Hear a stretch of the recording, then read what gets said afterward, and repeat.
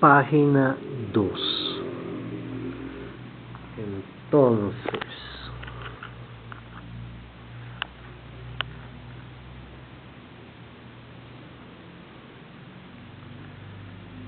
en ese sentido, este cuerpo enorme, esta proyección de cuerpo que genera el Estado por medio del contrato social de los ciudadanos, ¿no?, que conforman y que delegan a ese Estado la soberanía, y una soberanía que pues va a tener un garrote. Ese garrote es, creo yo, muy importante, y esa visión del enemigo, vamos a ver, que está por acá, plantea una inquietud, y es que este cuerpo es imaginado. Este cuerpo se mueve de lo ideológico y es un cuerpo que se genera pues en la filosofía y que tiene su origen en la Revolución Francesa. Tiene una paradoja, y es que las leyes que se hacen democráticamente, ¿no? Entonces, los derechos humanos y todas estas cosas nos plantean un problema, y es que a veces el mismo pueblo es el enemigo, y estas leyes, en caso de que la soberanía se vea interrumpida, pueden ser saltadas del Estado y producen pues ese punto ciego que no se permite ver y que infringe la violencia y la atrocidad y pues todas estas cosas que conocemos muy bien, en pro de esa misma idea de pueblo, ¿no? Esto está sujeto. Entonces nosotros, en el momento en que le damos al Estado esa propiedad sobre nosotros, dejamos de ser individuos y nos volvemos sujetos de Estado. Acá entra algo que me parece interesante, y es el mismo concepto que estamos manejando del fanzine, que no va a ser otra cosa que una reacción paralela, una relación otra, un sentido otro de poder comunicarnos por fuera de todo ese dispositivo que es el Estado-Nación. Entonces es otro tipo de vía. Los fanzines pues son publicaciones, digámoslo así, caseras, no formales, que se contraponen a todo ese ejercicio simbólico que produce el mismo Estado, ¿no? Y que tiene pues unas normas y que hace parte de él. Entonces me parece importante enunciar esta vía. El arte no es ajeno a ese dominio del Estado, el arte también está acá. Entonces de alguna forma es sujetado, es controlado y administrado por este cuerpo. ¿A través de qué? Pues de las instituciones, ¿no? Y las instituciones forman parte de ese cuerpo. Es como la materialización de ese cuerpo proyectado. bajo unos ideales, obviamente, fomentar la cultura, fomentar la libre expresión, fomentar. Pero entonces acá hay algo que me parece un poquito macabro, que aunque estos son los sentidos, acordémonos del Ministerio de Cultura después del Nobel de García Márquez, funcionan de otra manera. Es decir, en vez de cumplir estas leyes, estas normas, lo que hacen es simplemente controlar esa información y hacerla parte de ellos mismos, ¿no? De sus propios intereses, y más como en un estado como el que nos cabe en suerte, en un país como este, donde realmente este cuerpo está encarnado por una clase política y económica bien definida. ¿A qué me refiero con eso?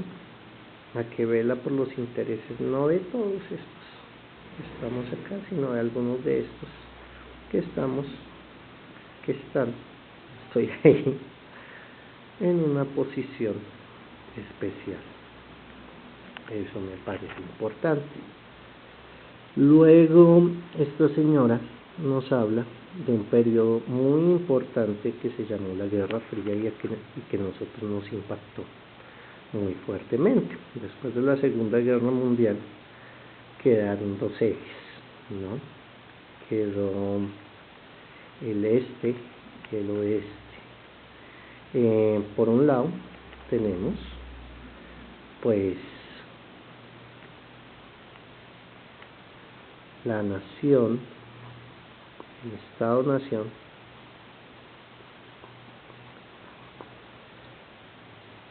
representa como pues, el capitalismo, esta forma de gobernar democrática, y tenemos también el movimiento social.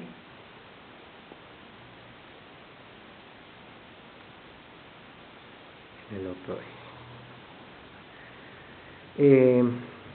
No es que uno sea mejor que otro, simplemente tienen características diferentes. La nación-estado se mueve en un carácter de espacio, ¿no? Donde las naciones-estado tienen un territorio, mientras para el computador el movimiento social tiene un carácter temporal, que lo que busca es ser un devenir histórico que garantice a las personas del movimiento social unos derechos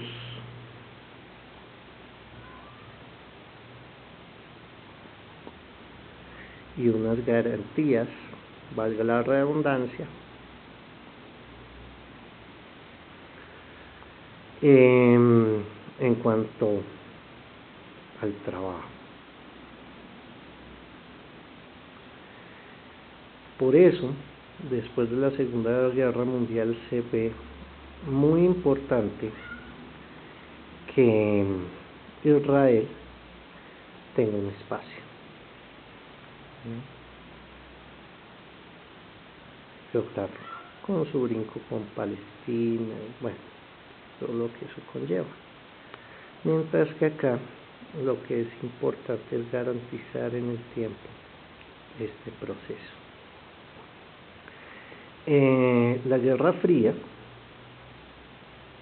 divide el mundo en estas dos brechas, es una cortina, y la soberanía acá en el Estado-Nación quiere evitar el avance socialista geográfico de este movimiento social. pues liderado obviamente por la URSS, mientras que estos quieren desarrollar una ideología legal. ¿Cuál es la paradoja que se desarrolla acá? Que es muy interesante. Mientras está la Guerra Fría, cada uno de estos opera, porque son muy similares, como espejo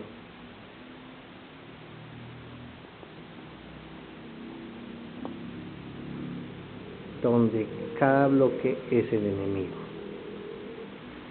Entonces, hay algo que se llama la cortina de hierro. Esta cortina, que evita el avance de unos y otros, busca que se desarrollen pues sus dinámicas. Acá tenemos pues obviamente la OTAN, Organización del Tratado del Atlántico Norte, que su fin es evitar el avance del comunismo. Y mientras tanto, estos que están acá buscan establecer su modelo de contrato social en varias partes del mundo. Y ahí es donde llegamos nosotros un poco. Empiezan a influenciar en varias partes del mundo, ¿no? Y son financiados indirectamente o directamente para establecer un mundo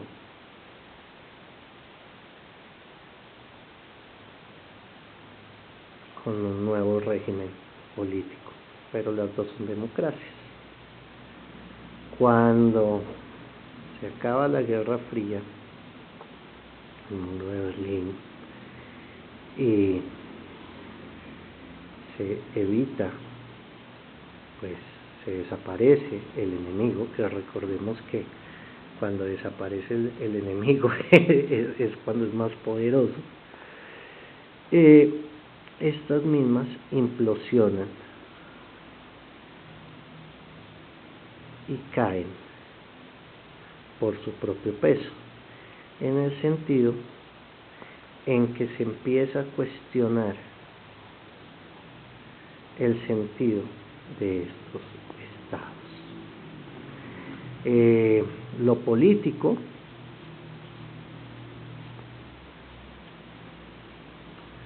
y lo económico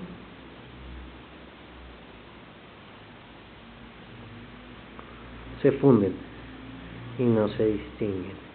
Y sin embargo, las leyes económicas como tal no se entienden como problemas realmente políticos. ¿A qué me refiero a eso? La violencia económica no se entiende como violencia política, como agresión, ya que no afecta estas leyes que establece el problemita de la soberanía.